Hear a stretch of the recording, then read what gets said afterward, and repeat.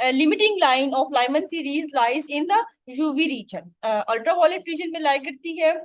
उसके बाद second MCQ आपका था, ये बड़ा इंपॉर्टेंट एमसीक्यू। अच्छा, इसका है, एक सेकेंड मिनिमाइज करें तो, हाँ जी, during discovery of electrons pressure inside gas discharge tube is kept. कितना रखते हैं, ये आप थोड़ा रटे वाला है लेकिन ये काफी इंपॉर्टेंट एमसीक्यू है। तो इसका क्या लगाया आप लोगों ने, during discovery of electrons pressure जी रखते हैं, एयर लगा रही है मेरी मैरी।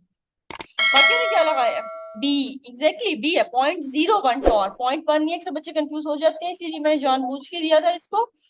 0.01 टॉर है, प्रेशर काफी कम रखा जाता है inside a gas discharge tube. Charge to mass ratio of electron was discovered by which scientist. Charge to mass ratio जो है वो किस साइंटिस्ट ने डिस्कवर की थी हमारे पास।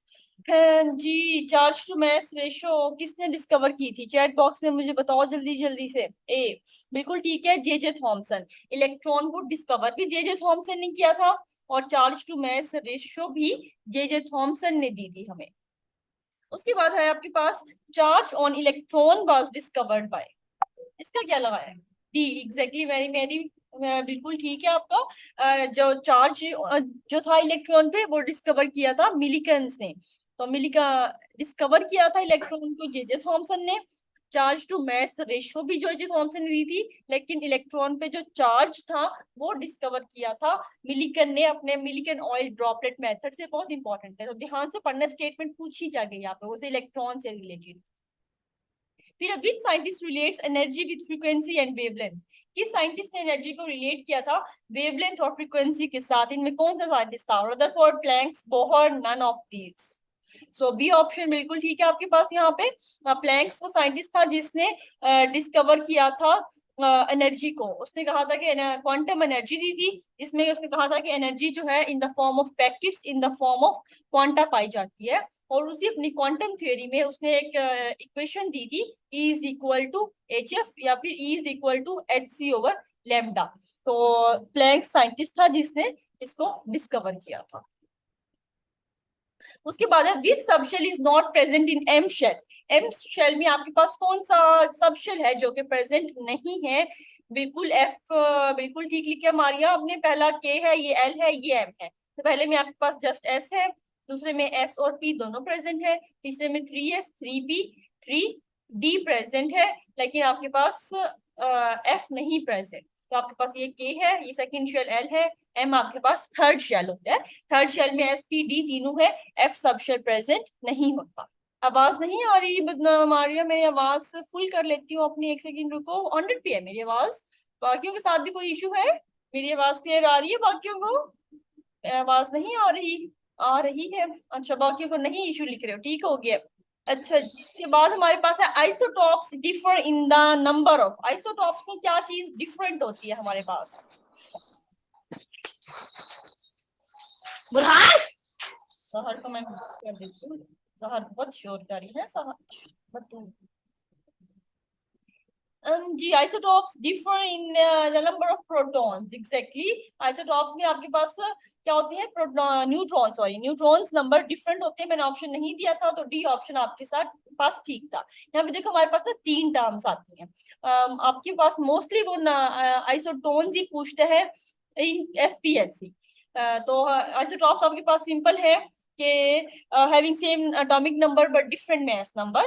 तो सेम एटॉमिक नंबर आ जाता है। फॉर एग्जांपल हम हाइड्रोजन की ही बात करें तो हाइड्रोजन में 1112 ये इसके आइसोटॉप्स है कि एटॉमिक नंबर सेम है लेकिन मास नंबर डिफरेंट है। तो नंबर ऑफ प्रोटॉन इसमें कोई नहीं है, 0 है। नंबर ऑफ न्यूट्रॉन इसमें 1 न्यूट्रॉन है, ठीक है। लेकिन एक होता है आइसोटॉप्स, एक होता है आइसोबार्स। आइसोबार्स बिल्कुल इसका ऑपोजिट होता है आपके पास।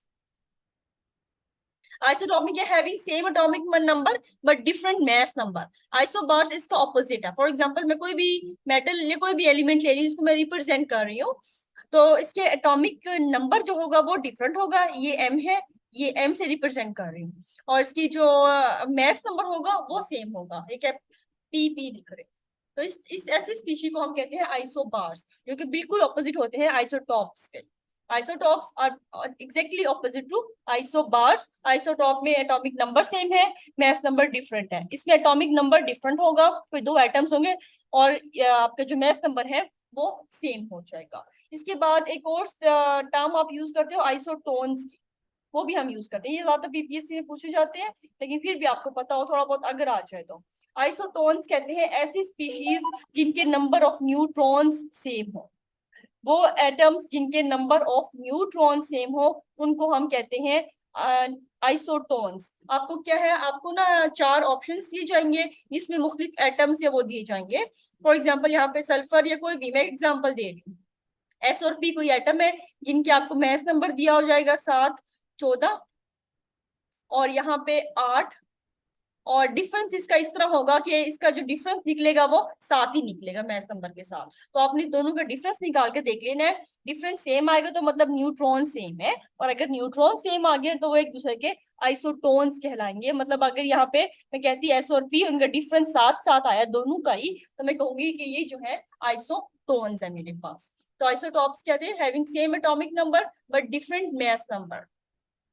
और आइसोबार्स जो थे having different atomic number but same mass number. Isotones क्या थे, having same number of neutrons. तो इस वजह से थोड़ी सी बीच में इंटरप्ट हो रही हूँ, बच्चे आ रहे हैं उनको ऐड करना पड़ जाता है। तो ये 3 टर्म्स आपने याद रखें। मैसेज किए हैं बच्चे मुझसे पूछे मैम कब ज्वाइन करना है। मैंने हालांकि स्टार्टिंग में कंफर्म है आपका 8 बजे एग्जैक्ट आपको भेज दिया जाएगा, 8:05 तक हर हाल में। और 8:45 और 8:50 पे आपकी मीटिंग स्टार्ट हो जाएगा करेगी, तो आपने ऑटोमेटिक आ जाना है आगे से। अब काफी दिन हो गए हैं, अब तो रेगुलर हो जाओ। Mass of an electron is, electron का मैस क्या होता है आपके पास, देखो यहाँ पे आपके पास जो राइट ऑप्शन था वो क्या था भला, बताओ जरा मुझे चैट बॉक्स में। Mass of an electron, mass of an electron 9.01 10 raised power minus 31 kg exactly. अब देखो वो ग्राम में भी दे सकता था, ग्राम देता तो 3 पावर कम होती। अगर ये दे देता ना यहाँ पे -28, मल्टीप्लाई 1000 कर दोगे ना, खोल लोगे, किलो क्या होता है 10 रेज पावर 3। तो अगर इसको 1000 से मल्टीप्लाई कर दोगे तो ये आता 10 रेज पावर -28 ग्राम। तो 10 रेज पर -28 ग्राम या 10 रेज पर -31, एक ही बात है, दोनों चीजें आपके पास ठीक थी। लेकिन यहाँ पे हमारे पास एक ही ऑप्शन ठीक है 9.01 10 रेज पर -31 kg। तो बी ऑप्शन आपके पास यहाँ पे ठीक हो जाएगा। उसके बाद जी है proton was discovered by which scientist, proton को किसने डिस्कवर किया था। Proton was discovered bye Goldstein, बिल्कुल। और प्रोटॉन का दूसरा नाम जो इनिशियली प्रोटॉन बाद में दिया गया था, उसका जो असल नाम था वो था कैनाल रेस। कैनाल रेस को कहा गया था प्रोटॉन बाद में। कंपेयर करनी है जी आपने charge to mass ratio proton की इलेक्ट्रॉन के साथ, तो क्या हो जाएगा, प्रोटॉन का मास बहुत बहुत ज्यादा है एज कंपेयर टू इलेक्ट्रॉन। अब मास देखो नीचे है, जब मास ज्यादा होगा, कोई भी चीज ज्यादा होती है उसको हम डिवाइड करते हैं तो वो चीज रेशियो कम आ जाती है। तो ओवरऑल जो चार्ज टू मास रेशियो होगी प्रोटॉन की वो छोटी हो जाएगी इलेक्ट्रॉन से। इलेक्ट्रॉन का मास थोड़ा है, छोटी चीज जब नीचे डिवाइड होगी तो चीज ओवरऑल ये टर्म बड़ी आ जाएगी। और इसका प्रोटॉन का मास तो बहुत ज्यादा है इलेक्ट्रॉन की निस्बत, तो हाँ, इसको जब डिवाइड करोगे चार्ज से तो E/m प्रोटॉन की बहुत कम आएगी। तो बी ऑप्शन आपका यहाँ पे ठीक बन जाएगा कि charge to mass ratio proton की बहुत कम है एज कंपेयर टू इलेक्ट्रॉन, क्योंकि मास ज्यादा है। इसका मास ज्यादा होगा, इसकी E/m ऑटोमेटिक कम बन जाएगी। mass of proton is dash times more than the electron, ये बहुत इंपॉर्टेंट एमसीक्यू है आपके पास। इसका आंसर क्या लगाया था, सी 1837 टाइम्स। बिल्कुल इसको ध्यान से अपने रट्टा मार लेना है, बिकॉज ये एमसीक्यू कई बार आ चुका होता है, ये बीपीएससी में भी आया हुआ आपका एमसीक्यू कि प्रोटॉन के मास कितने गुना ज्यादा है इलेक्ट्रॉन से, हालांकि बहुत रट्टे वाला है लेकिन ये इंपॉर्टेंट एमसीक्यू है। 1837 टाइम्स ज्यादा है इलेक्ट्रॉन की निस्बत। Neutrons were discovered by which, neutrons were predicted by which scientist, sorry इसका क्या लगाया भाई, तो मुझे आंसर बताओगे आप लोग। Neutrons were predicted by which scientist, क्या लगाया, सी सी। और बाकी बच्चों ने क्या लगाया, सी। अब इसका राइट ऑप्शन था डी। देखो स्टेटमेंट गौर से पढ़ो, मैंने लिखा है न्यूट्रॉन्स को प्रिडिक्ट किसने किया था, मैंने डिस्कवर्ड नहीं लिखा मेरे बच्चों। न्यूट्रॉन्स को डिस्कवर किया था जेम्स चैडविक ने, लेकिन न्यूट्रॉन्स को प्रिडिक्ट किया था रदरफोर्ड ने। वैसे यहाँ पे मैंने लिखा हुआ है, सॉरी, यहाँ पे फिर बी ऑप्शन सही बन जाएगा अगर दिया हुआ है तो। रदरफोर्ड एक साइंटिस्ट आया था जिसने प्रेडिक्ट किया था कोई ऐसा न्यूट्रल पार्टिकल होना चाहिए जो कि बैलेंस करे उसको। मैस जो था ना, अब मैस क्या होता है, हाँ मुझे पता था ये, मैंने ना ऐसा मैंने स्टेटमेंट जब बनाई ना, मैंने डिस्कवर की बनाई, फिर मैंने दोबारा देखा, मैंने कहा डिस्कवर ये ठीक ही करेंगे, रट्टा मारा होता है ना, प्रोटॉन किसने किया, इलेक्ट्रॉन ने। तो मैंने कहा मैं जरा इनको ना घुमा के देती हूँ ताकि इनकी प्रैक्टिस हो कि ये ध्यान से पढ़े स्टेटमेंट। तो प्रिडिक्ट रदरफोर्ड ने किया था, मैथ हमारे पास होता है प्रोटॉन और न्यूट्रॉन, ठीक है। तो प्रोटॉन तो डिस्कवर हो गए थे, न्यूट्रॉन डिस्कवर बाद में हुआ था 1932 में जाके कहीं। तो रदरफोर्ड ने देखा कि जो मैं इलेक्ट्रो बैलेंस है एटम का वो जस्टिफाई नहीं हो रहा, तो उसने ये प्रिडिक्ट किया था कि ऐसा न्यूट्रल पार्टिकल होना चाहिए जो कि एटम की मास को जस्टिफाई कर दे। तो प्रिडिक्शन जो थी वो रदरफोर्ड ने की थी, डिस्कवरी फिर 1932 में जेम्स चैडविक ने की थी। तो आइंदा से आपके लिए इसमें सबक ये है कि काइंडली आपने स्टेटमेंट को इंतहाई इंतहाई गौर से देखना है। आगे वाले टेस्ट में मैंने इंशाल्लाह इस तरह के बहुत सारे एमसीक्यूज देने हैं, बिकॉज मुझे काफी हद तक अंदाजा हो गया है कि आप लोगों का वीक पॉइंट है, आप लोग स्टेटमेंट जोर से नहीं पढ़ते। और स्पेशली ये तो एफपीएससी है, एफपीएससी में भी दे सकते हैं। देखो एग्जामिनर का पता नहीं होता, आपने अपने आप को हर लिहाज से तैयार करना है। मोस्ट प्रोबेबल होती है वो बहुत सिंपल स्टेटमेंट देता है, लेकिन पीपीएससी में ये आप बहुत ज्यादा ध्यान रखना, पीपीएससी वाले बहुत आप आगे जा चुके हैं, उन्होंने इसी तरह की आसान चीजें घुमा के दे दी। अच्छा जी, during the discovery of neutron which particle were produced by polonium. अब डिस्कवरी कर रहा था जेम्स चैडविक, तो उसने एक तो ये भी इंपॉर्टेंट है कि कौन सा रेडियो एक्टिव एलिमेंट यूज किया था। रेडियो एक्टिव एलिमेंट उसने पोलोनियम यूज किया था। तो उस पोलोनियम से कौन से पार्टिकल्स निकले थे जो डिस्कवरी ऑफ न्यूट्रॉन्स का बाइस बने थे, तो वो है बिल्कुल अल्फा पार्टिकल्स। तो ये दोनों चीजें याद रखनी है, पोलोनियम यूज किया गया था और अल्फा पार्टिकल्स निकले थे। ठीक हो गया। उसके बाद है मैस ऑफ न्यूट्रॉन, ये आपका भी लेटेस्ट एफपीएससी में आया था, उसने प्रोटॉन पूछा है, मैंने आपको न्यूट्रॉन दे दिया है। तो प्रोटॉन और न्यूट्रॉन दोनों का मैस आपको फिंगर टिप्स पे हो, अभी लेटेस्ट एमसीक्यू आया है और ये भी एकदम बच्चों वाला एमसीक्यू है। मैस ऑफ न्यूट्रॉन 0.0087 AMU बिल्कुल, और अगर ये प्रोटॉन होता जो उसने पूछा हुआ था तो 0.0073 एग्जैक्ट रट्टे वाला आएगा आपका। अभी लेटेस्ट बॉयज का आया था, वैसे 31st को जो पेपर हुआ है ना। अच्छा जी, ये क्या लिखा है, concept of definite energy level was given by, किस डेफिनेट एनर्जी लेवल एग्जिस्ट करते हैं एटम में, ये किसने कॉन्सेप्ट दिया था। हाँ, बोहर ने, बोहर ने बिल्कुल एग्जैक्टली ठीक है। डेफिनेट एनर्जी लेवल का कॉन्सेप्ट दिया था बोहर ने, उसने कहा था कि एनर्जी कंटिन्यूसली रेडिएट नहीं कर रही, डेफिनेट एनर्जी लेवल्स में इलेक्ट्रॉन्स रिवॉल्व कर रहे हैं, बिल्कुल। और यही ड्रॉबैक था रदरफोर्ड का कि उसने डेफिनेट एनर्जी लेवल्स को डिफाइन नहीं किया था। Radius of fifth orbit of hydrogen is calculated by, ये आपका पीपीएससी का एमसीक्यू है, बिल्कुल एग्जैक्टली। उसने यहाँ पे ये वाली चीज, ये 0.05 एंगस्ट्रॉम भी दे सकते हैं या 5.29 10⁻11 भी। तो जो भी आपको शेल दिया हो, आपने क्या करना है, आपने बिना सोचे समझे उसका स्क्वायर ले लेना है। तो 5 का स्क्वायर 25 होता है, तो आपके पास ये बीटा ऑप्शन यहाँ पे ठीक बन जाता है। तो आपने बस कुछ नहीं करना, जो शेल दिया हो उसको स्क्वायर लेके 5.29 10⁻11 या फिर वो देगा 0.529 एंगस्ट्रॉम, एक ही बात है। वो पावर्स को आगे पीछे हिला सकते हैं, तो ध्यान देना कि पावर ये है एंगस्ट्रॉम, एंगस्ट्रॉम -10 होती है, तो वो यहाँ ले गया इसको, तो -11 हो गई। बाकी कुछ नहीं किया उसने, आपने जो ध्यान देना है वो इन वैल्यूज पे देना है, कि स्क्वायर लॉस भी ले लेना आपने उसको। छोटे छोटे अटेम्प्ट करने आ गए, थोड़े थोड़े भी सीखने की जरूरत है कुछ और। अच्छा, ये बहुत एमसीक्यू बहुत बार रिपीट हुआ हुआ है, splitting of spectral lines in the presence of magnetic field. वो इलेक्ट्रिक भी पूछ सकता है, वो मैग्नेटिक भी, लेकिन ये बहुत बार रिपीट हुआ हुआ एमसीक्यू है, पीपीएससी में भी एफपीएससी में, दोनों बार, दोनों जगह बहुत आया हुआ है। तो ये आपने क्या लगाया है, मैग्नेटिक फील्ड में जो है वो जी मैन इफेक्ट है बिल्कुल, और इलेक्ट्रिक क्या आती तो ये हो जाती स्टार्क इफेक्ट हमारे पास। ठीक हो गया है जी। उसके बाद है which series lies in the visible region, visible region में कौन सी सीरीज पाई जाती है, बाल्मर सीरीज, बिल्कुल। किसी को ये भूल जाता है तो मैंने इसको ऐसे बीवी से नाम याद किया हुआ है कि बाल्मर विजिबल रीजन में है, बीवी शॉर्ट निमोनिक के तौर पे। अच्छा जी, ये बहुत इंपॉर्टेंट है, बहुत बार ये बार बार आते हैं आपके पास। If frequency is increased 2 times, तो एनर्जी क्या हो जाएगी। फ्रीक्वेंसी और एनर्जी का अब आपको यहाँ पे रिलेशन याद हो, ठीक है।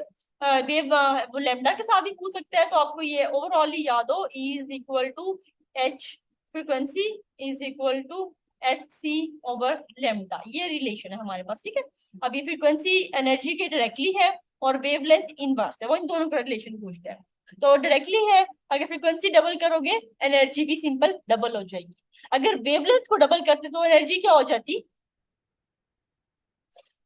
वेवलेंथ को अगर हम डबल करेंगे तो एनर्जी क्या हो जाएगी, हाफ, एग्जैक्टली। क्योंकि वेवलेंथ का देखो इनवर्स है, फ्रीक्वेंसी का डायरेक्ट है। तो जितने टाइम से पूछेगा तो आपने देखना है रिलेशन है क्या पहले। तो जितनी फ्रीक्वेंसी होगी उतनी ही उसकी एनर्जी होती जाएगी, जितनी वेवलेंथ बढ़ेगी एनर्जी उतनी ही कम होती जाएगी, बिकॉज इनवर्स रिलेशन है according to Planck's. Number of electrons in the fourth shell is, ये भी बड़ा इंपॉर्टेंट है एमसीक्यू आपका, हालांकि बहुत इजी है। Number of electron fourth shell में आपके पास कितने इलेक्ट्रॉन्स हैं, तो इसका हमने फॉर्मूला लगाना है सिंपल, आपकी बुक्स में दिया हुआ है, पीएससी की बुक्स में 2n² आपका बिल्कुल फॉर्मूला है। तो आपको जो शेल दिया हो n जो है वो शेल को रिप्रेजेंट कर रहा होता है। तो जी ये आपका शेल आ जाएगा, फोर्थ दिया हुआ है, 4 का स्क्वायर ले लोगे, 4 4 16, 16 इंटू 2 32, तो बी ऑप्शन आपके पास बन जाएगा। और यहीं से मुझे एक और एमसीक्यू भी बता दो कि ये जो n है वो कौन से क्वांटम नंबर को रिप्रेजेंट करता है। यहाँ पे नंबर ऑफ इलेक्ट्रॉन्स हम किस क्वांटम नंबर से निकाल सकते हैं, अगर मैं इसको इस तरह घुमा के पूछूं कि n जो है यहाँ पे किस क्वांटम नंबर को रिप्रेजेंट करना है, प्रिंसिपल क्वांटम नंबर, एग्जैक्टली। एक दफा ये एमसीक्यू भी आया। Shapes of orbitals is given by, आप ऑर्बिटल्स की शेप को किस क्वांटम नंबर से बताते हो, एजीमुथल क्वांटम नंबर, बिल्कुल ठीक है जेवेरिया तबस्सुम अनीसा। एजीमुथल हमें प्रिंसिपल एनर्जी के बारे में बताता है, एजीमुथल हमें शेप के बारे में बताते हैं, मैग्नेटिक क्वांटम नंबर हमें ओरिएंटेशन के बारे में बताते हैं, और स्पिन क्वांटम नंबर हमें स्पिनिंग ऑफ इलेक्ट्रॉन के बारे में बताता है, simple. Only D orbital with 2 lobes is, इसका क्या लगाया है आप लोगों ने, जो मुझे श्योरिटी है इंशाल्लाह आप लोगों ने गलत किया होगा यकीनन, बिल्कुल डी जी स्टेट्स आपने लगाया है। अब एक चीज याद रखो, एफएससी तक तो है 2 लॉब्स, अब जब बड़े लेवल पे आ जाओगे ना तो इसकी दो दो लॉब्स नहीं रहती, बाकी सबकी तो आपको पता है ना, बिटवीन द है और ऑन द एक्सिस है। और डीजी स्केयर को देखो हम इस तरह ड्रॉ कर लेते हैं, ठीक है, हमारे पास एक्सिस है ये, फॉर एग्जाम्पल ये जी स्क्वायर है, ठीक है। आप क्या करते हो, इसकी ये देख रिंग लगा देते हो। अब इस रिंग का मतलब क्या है, इस रिंग का मतलब ये है कि ये जो मेरे पास 4 लोब्स होते हैं, देखो मैं एक और भी ड्रॉ कर, यहाँ पे मैं ड्रॉइंग करके दिखाती हूँ। देखो ये मेरे पास for example d x y है, ये बिटवीन द एक्सिस है, ठीक है, ये एक्स एक्सिस है मैं कंसीडर कर रही हूँ, ये वाई एक्सिस है, ये डी एक्स वाई है, ये बिटवीन द एक्सिस होता है, ठीक है। अब डी एक्स वाई की जो लोब्स होती हैं वो फिक्स होती हैं बिटवीन द एक्सिस। फिक्स का मतलब है ये लोब्स रोटेट नहीं करती, ये जो यहाँ प्रेजेंट है इलेक्ट्रॉन इन्हीं में प्रेजेंट है, ये लोब्स फिक्स है। डी एक्स वाई हो गया, डी वाई जी हो गया, डी एक्स जी हो गया, सबकी लोब्स फिक्स है। और एक चीज और याद रखो कि जो आपके पास एक्सिस हैं, जो 3 एक्सिस हैं 3 डायमेंशनल, ये एक्स, ये वाई, ये z, हम क्या करते हैं, इसको एक्स, इसको वाई, इसको जी देते हैं। ये आर्बिट्रेरी है, इनको आप चेंजिंग कर सकते हो, जरूरी नहीं है ये मेरे पास एक्स ही होगा, आपकी मर्जी, आप किसी भी एक्सिस को, मैं इसको जी दे सकती हूँ, मैं इसको वाई दे सकती हूँ, इसको मैं एक्स दे सकती हूँ, जो आपका दिल करता है आप वो नाम दो, बिकॉज ये एक्सिस जो है ये आर्बिट्रेरी है। तो मुझे बच्चों को ऐड करने दो, हाँ।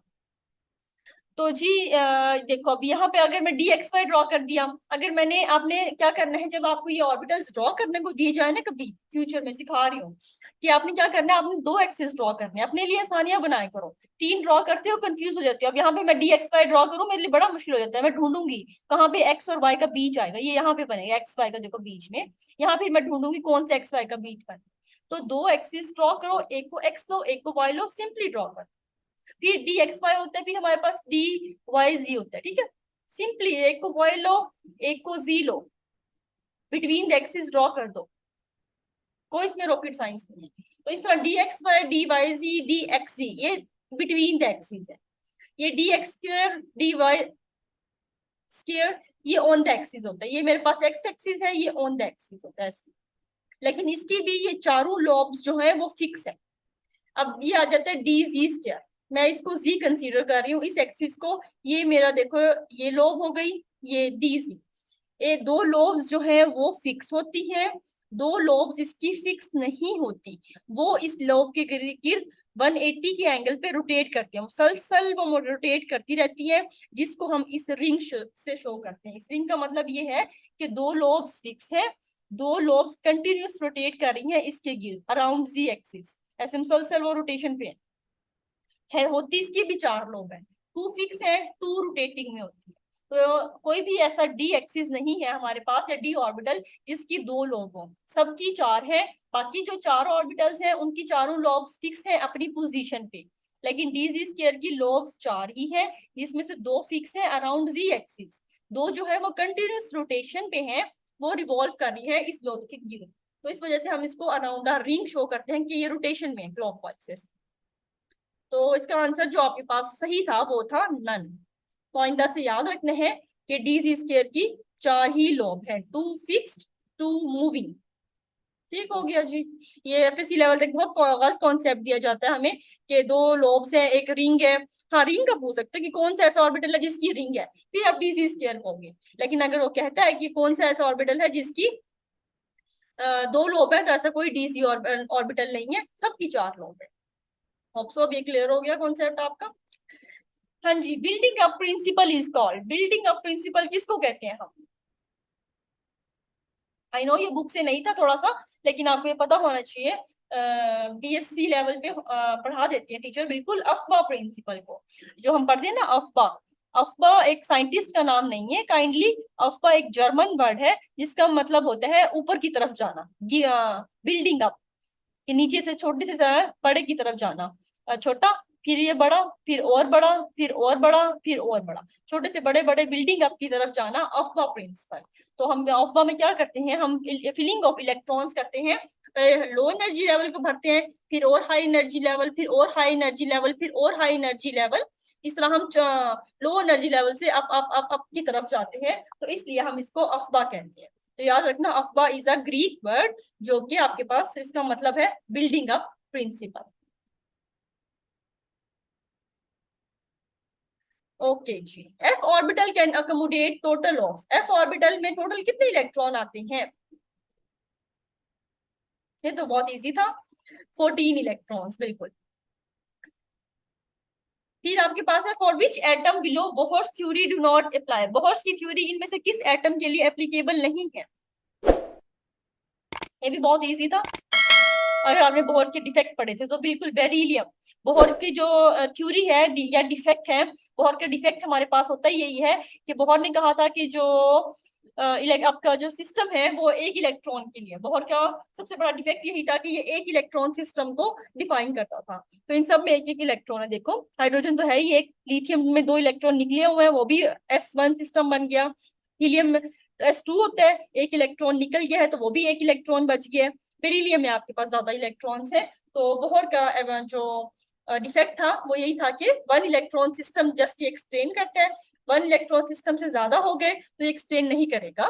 तो beryllium is more than one electron, तो ये बेरिलियम इसको बोहर डिफेक्ट इस पे एप्लीकेबल हो जाएगी।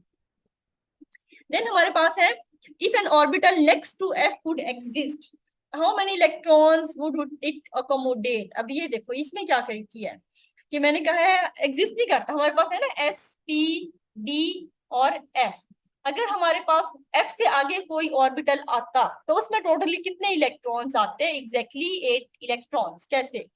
देखो चार का डिफरेंस एग्जैक्टली दानियाल, यहाँ पे दो आते हैं, ये पी ड्रॉ किया था सॉरी, बन क्या गया, 6 है, यहाँ पे 10 है, यहाँ पे 14 है, तो देखो चार चार की एडिशन होती जा रही है, चार चार चार, तो यहाँ पे भी चार ऐड कर दोगे, और जी अगर होगा तो अगर कोई नेक्स्ट एलिमेंट, अब जहाँ हमारे पास जितने भी एलिमेंट आए हैं ना वो F14 तक कवर अप हो गए हैं। अगर साइंटिस्ट ने कहा है कोई नया एलिमेंट आएगा तो उसका ऑर्बिटल जी होगा, और उसमें टोटल 18 इलेक्ट्रॉन आ सकेंगे उस एलिमेंट के जी ऑर्बिटल में। उसके बाद फिर आगे s p d f g h i j, हमारे पास ऑर्बिटल्स आते जाएंगे, ऑर्बिटल्स की कोई लिमिट नहीं है, लेकिन अभी तक हमारे पास जितने भी एलिमेंट्स आए हैं वो एफ तक कंप्लीट हो गया, लेकिन अगर कोई आया अब तो वो जी में आएगा और उसमें 18 इलेक्ट्रॉन आ सकेंगे।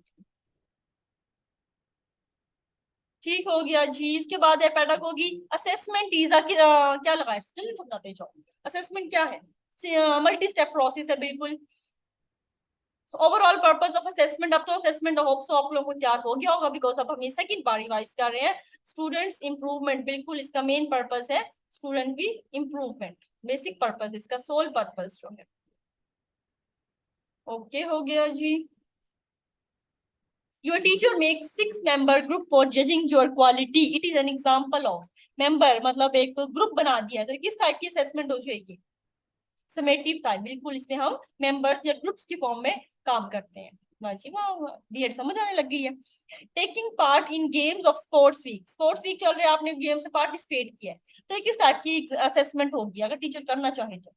इसमें क्या लगाया है, इसका बताओ ना जरा। अच्छा देखो, ये है हमारे पास स्पोर्ट्स वीक, इसकी एग्जांपल है। देखो स्पोर्ट्स में हम क्या करते हैं, हमारा काम होता है हम परफॉर्म करना।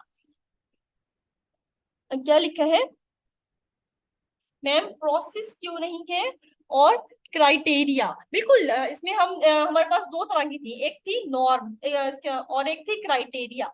क्राइटेरिया में हमारे पास क्या होती है, परफॉर्मेंस बेस करती है, तो ये एग्जांपल थी क्राइटेरिया कि हम स्पोर्ट्स वीक में पार्टिसिपेट कर रहे हैं। और स्पोर्ट्स वीक में पार्टिसिपेट करने का मतलब मकसद ये होता है कि हमने नहीं देखना होता स्पोर्ट्स स्पिरिट, बेसिकली आपके इसके अंदर लाना मकसद होता है स्पोर्ट्स वीक का। ठीक है, आपको एक वो प्रोसेस से गुजारा जाता है, आप कहते हो कि फर्स्ट सेकंड थर्ड आना चाहिए, लेकिन अगर आप नहीं भी ही आते तो इसमें कोई बड़ी बात नहीं है। आपने क्या करना है कि आपने अपनी परफॉर्मेंस देनी है, आपने स्पोर्ट्स स्पिरिट ले आए हो, तो जितने भी आपके पास खेल होते हैं ना, उनका बेसिक मकसद होता है परफॉर्मेंस देना। अब लाइक हम देखो, हमारा भी मैच हुआ है फॉर एग्जाम्पल, ये पाकिस्तान और इंडिया का, ठीक है। इसमें हमने क्या किया था, इसमें इंडिया की टीम देखो, विराट कोहली कितने 4 पे आउट हो गया था आई थिंक अभी रिसेंट, ठीक है। अब 4 पे आउट होने का मतलब ये तो नहीं है ना कि वो पार्टिसिपेट ना करे, बेसिकली उसकी जो परफॉर्मेंस थी वो मैटर करती थी। हमने नहीं देखना था कि वो जल्दी आउट हो गया नहीं हो गया या जो भी रहा, उसकी ओवरऑल परफॉर्मेंस मैटर करना, वो फर्स्ट आया सेकंड आया इससे कोई फर्क नहीं पड़ता। तो उसके जो नहीं, ये इंटरनल नहीं है, क्योंकि देखो इंटरनल में तो ये है कि आप अपनी वीकनेस को ओवरकम करो। यहाँ पे कोई वीकनेस की ओवरकम की बात नहीं हुई। अगर मैं कहती कि कोई एक ऐसा प्लेयर है जो कि बहुत ज्यादा इंटरनेशनल लेवल पे खेल रहा है, उसकी बहुत ज्यादा वो हर बार जल्दी आउट हो जाता है, तो वो अपने अंदर देखते हैं कि वो क्यों जल्दी आउट होता है। उसने देखा कि उसकी कोई भी चीज बहुत वीक थी, वो उसमें अगर चेंजिंग लेके आएगा अपने इंटरनली और फिर वो ओवरकम करेगा, फिर वो इंटरनल में आती है। लेकिन ओवरऑल स्पोर्ट्स वीक की बात की जाएगी तो वो आपके पास क्राइटेरिया में आ जाएगी कि बस परफॉर्मेंस देख रहे हो और आप सीख रहे हो कुछ उससे। तो इंटरनल में बेसिक इंटरनल पॉलिसीज आ जाती है, स्पोर्ट्स वीक नहीं आता। इंटरनल आ जाती है, अगर आपकी मैं मार्क्स की बात करती हूँ ना, आप अपने आप को जज कर लेते हैं कि मैं मेहनत कर रही हूँ लेकिन मेरे मार्क्स कम आ रहे हैं, तो आप क्या देखोगे, आप जाके देखोगे बाकी भी बाकियों की मेहनत कर रहे हैं, बाकियों के मार्क्स ज्यादा आ रहे हैं, तो आप देखो अपने इंटरनली क्या गलती कर रहे हो। आप इंटरनली गलती ये कर सकते हो कि आप कंसेप्चुअल स्टडी नहीं कर रहे, आप रट्टा मार के आ जाते हो, लेकिन टीचर जो आपको दे रहा है वो थोड़े से कॉन्सेप्चुअल से क्वेश्चन दे रहा है, लाइक इस तरह मैंने डीजी स्क्वायर वाला दे दिया, तो आपने पढ़ लिया, बस आपने मतलब नहीं समझा कि उसकी जो रिंग थी उसका मतलब क्या था। तो इसमें आपने अपने अंदर इंटरनल झांकना, लेकिन उसमें जिक्र किया होगा लाजमी ना, जब आपके पास इंटरनल की टाइप आएगी ना साइमा, तो उसमें वो जिक्र जरूर करेगा कि उसकी इंटरनल वीकनेसेस ये थी, उसने उनको ओवरकम किया, तब आप जाओगे इंटरनल असेसमेंट पे। यहाँ जस्ट वो पार्टिसिपेट कर रहा है, और पार्टिसिपेशन स्पोर्ट्स में का मकसद होता है कि आप बस परफॉर्मेंस दो। तो ये ब्रॉड एक बात की गई है जिसमें इसकी अगर नन ऑप्शन है, लेकिन अगर होता तो वो क्राइटेरिया असेसमेंट होता, कि मार्क्स इसमें मैटर ही नहीं करते। अभी देखो इसमें क्या लगाया है, if titration experiment gave final molarity of titrate, experiment किया आपने और फाइनल मोलैरिटी हर बार 3 मोलर आ जाती है आपकी, अगर 3 बार किया तो इसमें आप क्या कहोगे, टाइट्रेशन आपकी क्या है, रिलायबल है, बिल्कुल बार बार कंसिस्टेंसी आ रही है तो रिलायबिलिटी आ गई आपके पास, रिलायबल चीज है, ए ऑप्शन। अच्छा जी, कर देते हैं। 32 कौन सा है ये? अच्छा, आपने 32 का पूछा था, मुझे लगा था नीचे वाले का पूछ रहा है। अच्छा देखो, पहली बात प्रोसेस में होता है, हम पूरे प्रोसेस को जज करते हैं, ठीक है। किसी हद तक आप इसको कह सकते हो, सेकेंडरी अगर इसका आंसर आता ना तो वो प्रोसेस आता, लेकिन यहाँ पे देखो मेन फोकस क्या है, ग्रुपिंग पे। कि आपके यहाँ से जो एग्जामिनर है, आप देखो वो पूछना चाह रहा है, उसने ये नहीं कहा कि उसने 6 मेंबर का ग्रुप बनाया और वो ओवरऑल प्रोसेस को जज कर रहा है, फिर आप कहते हैं कि ये प्रोसेस असेसमेंट है। उसने 6 मेंबर का ग्रुप बनाया है आपकी क्वालिटी को जज करने के लिए, बस इतनी सी बात की गई है। उसने नहीं कहा पूरे प्रोसेस। अगर वो कहता उसने ग्रुप बनाया है, उसने 6 स्टेप्स पे प्रोसेस कोई काम किया है और वो हर पूरे प्रोसेस की उसने असेसमेंट किया उस ग्रुप की, फिर आप इसको प्रोसेस कह सकते थे। लेकिन अभी वो जस्ट कह रहे हैं 6 मेंबर का ग्रुप बनाया उसने, तो आप सिंपल ग्रुपिंग में लेके आते हो समेटिव को, कि सिंपल ग्रुपिंग की जो हम असेसमेंट करते हैं वो उसमें आ जाती है समेटिव। उसने कोई प्रोसेस का जिक्र नहीं किया। प्रोसेस में वो लाजमी जिक्र करेगा कि पूरे एक जो भी आप जिस मरहले से गुजरे उसमें 3-4 स्टेप्स होंगे, कि एक प्रोसेस में आप कहते हो ना ये पूरे एक मरहले से गुजर के गया है। तो अगर मैं अपनी पीपीएससी की बात करूँ फॉर एग्जांपल, तो मैं पहले स्टार्ट से तैयारी की है मैंने, फिर मेरा टेस्ट आया है, फिर मैंने इंटरव्यू की तैयारी की है, फिर मैंने इंटरव्यू दिया है, पूरा प्रोसेस उसकी असेसमेंट करोगे ना, फिर वो आएगा प्रोसेस असेसमेंट में। लेकिन यहाँ कोई मैंने जिक्र नहीं किया प्रोसेस का। मैंने जस्ट क्या है, टीचर ने 6 मेंबर का ग्रुप बना दिया है, ये किस टाइप की एग्जाम है, सिंपल ग्रुपिंग की बात कर रही है और कोई बात नहीं हुई, तो आप सबसे पहले समेटिव पे जाओ। अच्छा जी, उसके बाद हमारे पास टाइट्रेशन का हो गया था। बार बार जो चीज कंसिस्टेंट होगी उसको हम कहेंगे reliable. If a sample paper is made up of MCQ and long question in an exam, तो ये आपके पास एक पेपर है जिसमें एमसीक्यूज भी हैं और लॉन्ग क्वेश्चंस भी हैं, तो आप इसको किस टाइप की रिलायबिलिटी चेकिंग करनी है हमने, तो कौन सा ये प्रोसीजर कहलाएगा रिलायबिलिटी चेकिंग का? Split half, exactly. देखो मैंने जिक्र नहीं किया 2 या 3 पेपर है, एक ही पेपर है उसमें एमसीक्यू भी है उसमें लॉन्ग क्वेश्चन भी है, तो टीचर ने पेपर को स्प्लिट कर दिया है ताकि वो जजमेंट कर सके दोनों को कंपेयर करके, तो इसको हम कहेंगे स्प्लिट हाफ प्रोसीजर। देन है इफ कोफिशिएंट वैल्यू आपकी रेंज कर रही है 0.9 आई है, रेंज नहीं करी सॉरी, रेंज की वैल्यू दी है 0.9, तो टेस्ट आपका क्या है? नॉट रिलायबल, रिलायबल बिल्कुल 0.5 से ऊपर है वो बहुत अच्छा है, 0.9 तो एक्सट्रीम रिलायबल है, तो आप कहोगे क्लियर कट रिलायबल टेस्ट आपके पास। Most common type of biasness that occur due to language issue, हाँ तो इसका आंसर ऑप्शन, अच्छा मैंने नल लगा दी सॉरी, फिर इसमें गलती आ गई, इसका आंसर रिलायबल है, गलती से वो ना उस पर टिक जब कील डालते हैं ना तो बाय चांस वो रह गया होगा एडिटिंग में, वरना इसका आंसर रिलायबल है, जिसका है तो आप उसका बिल्कुल रिलायबल करो। लैंग्वेज की वजह से बिल्कुल जो आता है मेनली जो बायसनेस आती है वो ऑफेंसिवनेस आती है, टीचर को लैंग्वेज और कल्चरल दोनों बेसिस पे जो आएगी वो ऑफेंसिवनेस की टाइप आएगी आपके पास। फॉर फिजिकली डिसेबल्ड पीपल हमें कौन सा प्रिंसिपल अप्लाई करना चाहिए? फिजिकली डिसेबल्ड है तो हमें उनके लिए इक्विटी लेके आनी चाहिए, इक्वालिटी को। If a chemistry paper includes physics question we can say it, क्या लगाया सबने इसका? डी, डी, बाकी का भी कहने दो। चलो कोई अक्लमंद आई है आया है सॉरी मैं बताती हूँ क्या गलतियां की हैं। देखो इसका सही ऑप्शन था आपके पास, पहली बात तो फेस इनवैलिड, ठीक हो गया। कंटेंट इनवैलिड क्यों नहीं है? कंटेंट इनवैलिड तब होगा जब केमिस्ट्री के ही कंटेंट होते और वो ना दिए जाते जो आपको बताया गया था टेस्ट में, तब वो कंटेंट इनवैलिड होता। अब केमिस्ट्री का पेपर था, आप एक्सपेक्ट करते केमिस्ट्री के ही क्वेश्चन, उसकी तो शक्ल ही उल्टी हो गई है, फिजिक्स आ गया आपके पास, तो ये आ जाएगा फेस इनवैलिड में। कंटेंट इनवैलिड कब होता है? आपका टेस्ट था इलेक्ट्रॉनिक स्ट्रक्चर का, ठीक है, टेस्ट था इलेक्ट्रॉनिक स्ट्रक्चर था, उठ के आ जाता केमिकल बॉन्डिंग में से, तब आप कहते हैं ये था content invalid test, content invalid की कैटेगरी। लेकिन अगर आपके पास केमिस्ट्री में फिजिक्स आ गया है तो वो फेस इनवैलिड है, वो शक्ल ही बदल गई है टेस्ट की। आउट ऑफ कोर्स तो नहीं था दानियाल, आपको एबीसी में से था ये बिल्कुल, आपको दिए गए तीनों टेस्ट 1 2 3, हाँ ये कह सकते हैं इसकी वीडियो नहीं बनी आई थिंक सो, लेकिन आउट ऑफ कोर्स तो बिल्कुल भी नहीं था ये, फेस वैलिड था, तो मैंने जानबूझ के इसको इनवैलिड की फॉर्म में दिया था कि फेस वैलिड तो पता ही है ना, केमिस्ट्री में केमिस्ट्री आएगा तो फेस वैलिड है, लेकिन नीचे इनवैलिड की डेफिनेशन भी थी कि अगर वो उस क्राइटेरिया को पूरा नहीं करता तो वो इनवैलिड टेस्ट कहलाता है, तो मैंने इसको वहां से थोड़ा सा मॉडिफाई कर दिया कि अगर केमिस्ट्री में फिजिक्स आ जाए तो वो फेस हो जाएगा कॉन्टेंट, तो अच्छा ठीक हो गया है मुझे लगा आप कह रहे हो आउट ऑफ कोर्स एमसीक्यू दी है, बिल्कुल आउट ऑफ कोर्स अगर आ गया है तो ये फेस इनवैलिड है। कंटेंट आता जब आपके पास केमिकल बॉन्डिंग या ऑर्गेनिक का कुछ उठा के दे देती, केमिस्ट्री का ही कंटेंट होगा तब वो कंटेंट इनवैलिड होगा, ठीक हो गया, तो उसमें डी नहीं था, निकम्मी हो सारी लड़कियां निकम्मी है, फेस इनवैलिड है। अच्छा जी 40 एमसीक्यू, इसको मैं चैट बॉक्स को ना थोड़ा सा नीचे, 40 MCQ है। Daily private record specially writers on experience observation, तो क्या कहलाएगा? ये तो बहुत इजी था। डायरी, कि आपका प्राइवेट जो चीज होती है वो आप हमेशा डायरी में लिखते हो अपनी ऑब्जर्वेशन स्टूडेंट से रिलेटेड, तो ये तो बहुत इजी है।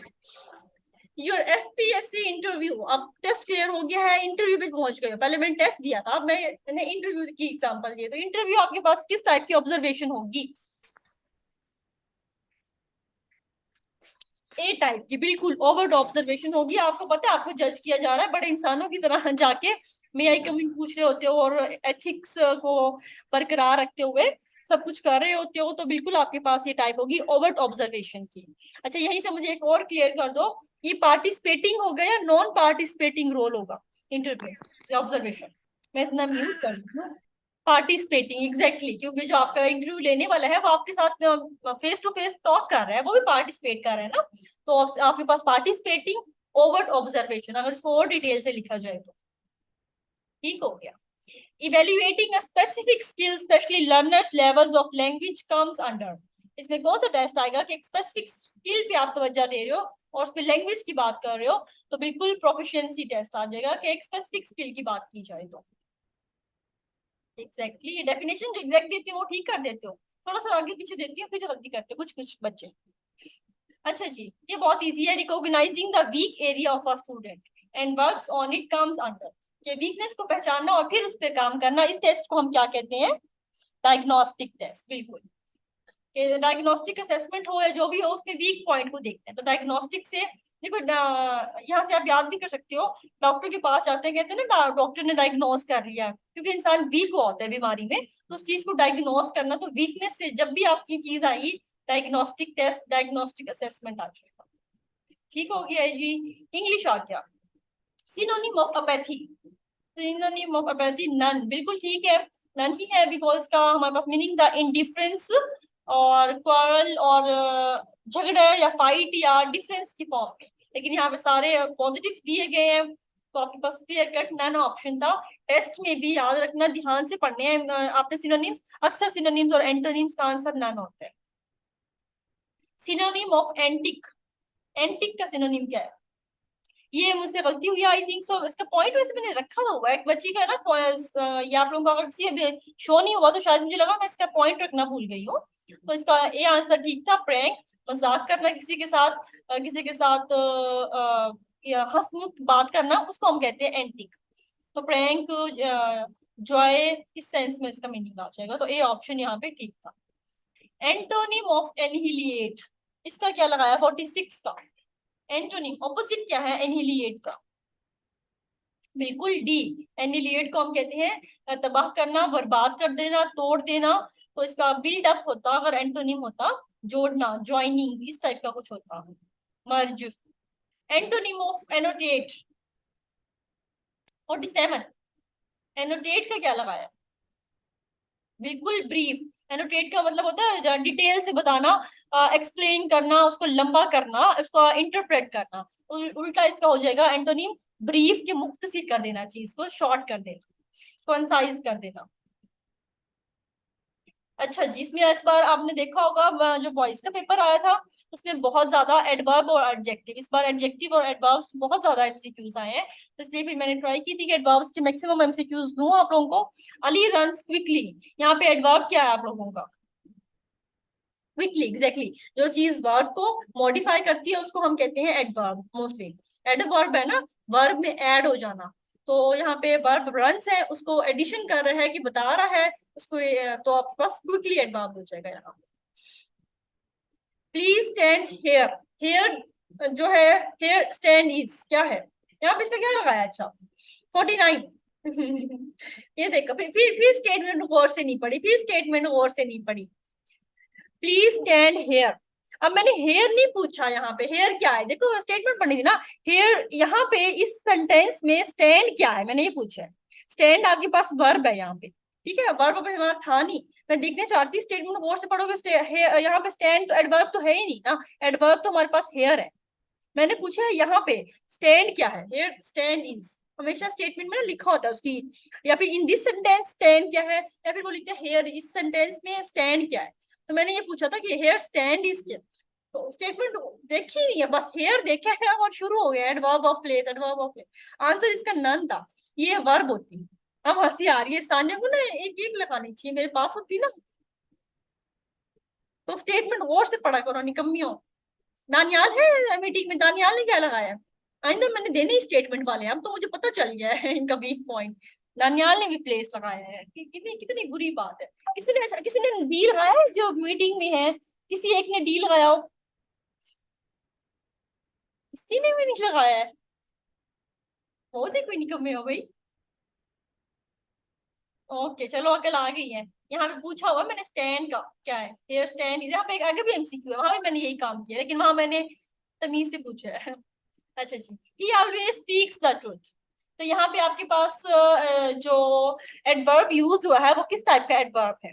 पहले तो ये बताओ एडवर्ब है कौन सा यहाँ पे, पहचानो एडवर्ब है कौन सा, फिर उसके बाद बताओ एडवर्ब वो है कौन, टाइप कौन सी एडवर्ब की? ऑलवेज, बिल्कुल। और अब ये कौन सी टाइप है? इनको अच्छे से करना है आपने, एडवर्ब बहुत इंपॉर्टेंट है। एडवर्ब में एक और बुक से भी भेज दूंगी आपको, वहां से भी पढ़ लेनी है, ताकि आपको एडवर्ब और एडजेक्टिव अच्छे से हो जाए। बिल्कुल, adverb of frequency B option था यहाँ पे आपका। He is ill so he can not come to college. तो यहाँ पे आपका एडवर्ब क्या है? हालांकि मैंने उसको लिखा था, पता नहीं क्यों मिस हो गया। मैंने लिखा था इन दिस सेंटेंस, बल्कि यहाँ पे मैंने लिखा था हेयर एडवर्ब इज, तो यहाँ पे मैंने हेयर का लफ्ज यूज किया था।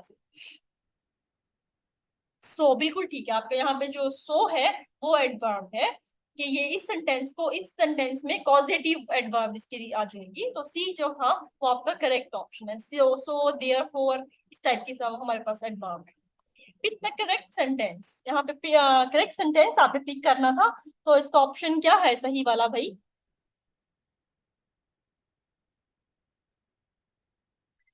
सी ऑप्शन आप लोगों ने ठीक लगा है, और ये बिल्कुल ठीक है।